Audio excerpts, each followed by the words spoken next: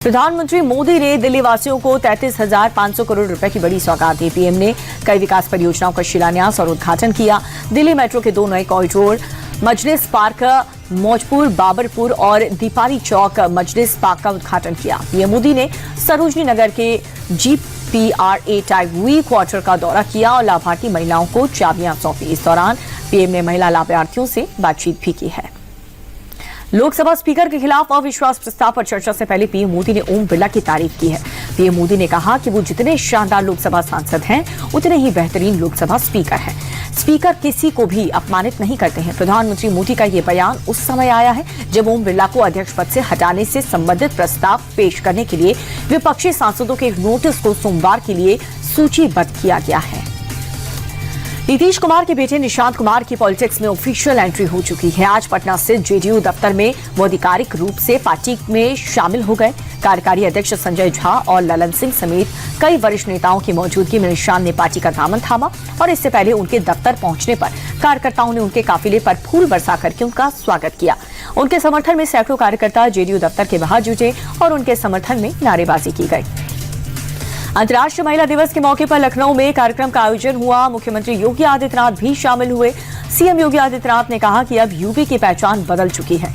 पहले दंगा और कर्फ्यू प्रदेश की पहचान थी। बेटियों को स्कूल भेजना लोग डरते थे, लेकिन आज हालात बदल चुके हैं। अब बेटियां सुरक्षित महसूस करती हैं। बेटियों की सुरक्षा के लिए सरकार प्रतिबद्ध। सुरक्षा के साथ खिलवाड़ करने वालों पर आज सख्त कार्रवाई होगी। पंजाब के वित्त मंत्री हरपाल सिंह चीमा ने विधानसभा में वित्त वर्ष 2026-27 के लिए 2,60,000 करोड़ रुपए का बजट पेश किया। बजट में सरकार ने मुख्यमंत्री माताएं बेटियों सत्कार योजना के तहत महिलाओं को हर महीने 1,000 और अनुसूचित जाति की महिलाओं को 1,500 रुपए देने की घोषणा की। स्वास्थ्य के लिए सरकार ने 6,879 करोड़ का प्रस्ताव रखा और वहीं सरकार ने नशे के खिलाफ चलाए जा रहे युद्ध नशे के विरुद्ध अभियान को और भी तेज करने की घोषणा की। सरकार ने ड्रग्स सेंसस कराने की घोषणा की है। अमरोहा के हसनपुर में सरकारी जमीन पर अवैध कब्जे का मामला सामने आया। कब्जेधारी ने अस्थायी दीवार बनाकर के सरकारी जमीन को हड़प लिया। लेखपाल की रिपोर्ट के आधार पर आरोपियों के खिलाफ 3 महीने पहले एक FIR भी दर्ज हो चुकी है। बावजूद इसके प्रशासन ने अभी तक कोई कार्रवाई नहीं की। शिकायतकर्ताओं ने मामले के प्रशासन से जल्द एक्शन लेकर के सरकारी जमीन से अतिक्रमण हटाने की मांग की है। यूपी के अलीगढ़ में 2 नकाबपोश बदमाश मोबाइल के शोरूम में घुस गए। तमंचे के बल पर 2,24,000 रुपए की लूट की, जिसका सीसीटीवी वीडियो सामने आया। लूट की सूचना पर पुलिस मौके पर पहुंचती है। साथ ही घटना के खुलासे के लिए 3 टीम्स गठित की गई। दुकानदार का कहना यह है कि बदमाशों ने नुकसान पहुंचाने की भी कोशिश की है। बांग्लादेश के कुमिल्ला में काली माता के मंदिर में धमाका हुआ। हादसे में पुजारी समेत 3 लोग घायल हो गए। ब्लास्ट के वक्त मंदिर में पूजा चल रही, तभी अचानक से धमाका हुआ और ये पूरी घटना सीसीटीवी में कैद हो गई।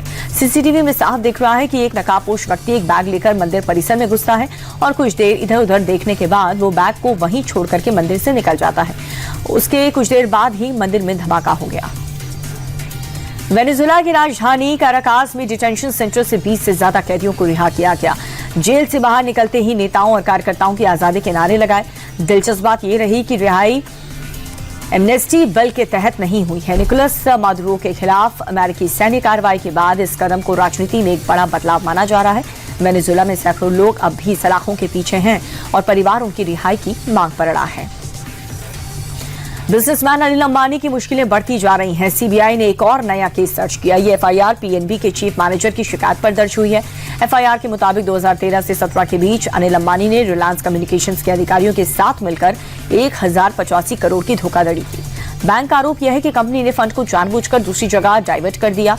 नई FIR में रिलायंस कम्युनिकेशंस, अनिल अंबानी और मझारी काकर समेत कई लोगों को आरोपी बनाया गया है। देश की 10 सबसे बड़ी कंपनियों में से 8 की वैल्यू बीते हफ्ते कारोबार में 2.81 लाख करोड़ रुपए घट गई। इस दौरान SBI की वैल्यू सबसे ज्यादा घटी है। लार्सन एंड ट्रूबो, बजाज फाइनेंस, TCS, HUL और भारती एयरटेल की भी वैल्यू घटी है और वहीं रिलायंस और इन्फोसिस की वैल्यू बढ़ी। जियोपॉलिटिकल तनाव और जंग जैसे हालात में महंगाई बढ़ने का खतरा रहता है और इससे कंपनियों का मुनाफा कम हो सकता है। ऐसे में निवेशक उनके शेयर बेचना शुरू कर देते हैं और इसे सोने चांदी जैसी सुरक्षित जगह निवेश करते हैं। गर्मी से पहले एसी खरीदना महंगा हो गया। एसी डाइकिन, वोल्टास और ब्लू स्टार जैसी बड़ी कंपनीज ने कीमत 15% तक बढ़ा दी। कंपनियों का कहना यह है कि कच्चे माल जैसे कॉपर, एल्यूमिनियम की बढ़ती कीमतों और माल ढुलाई के खर्च में इजाफे की वजह से कीमत बढ़ाने का फैसला किया गया। आपको बता दें कि भारतीय रुपए के कमजोर होने से पूंजों का आयात महंगा हो चुका है।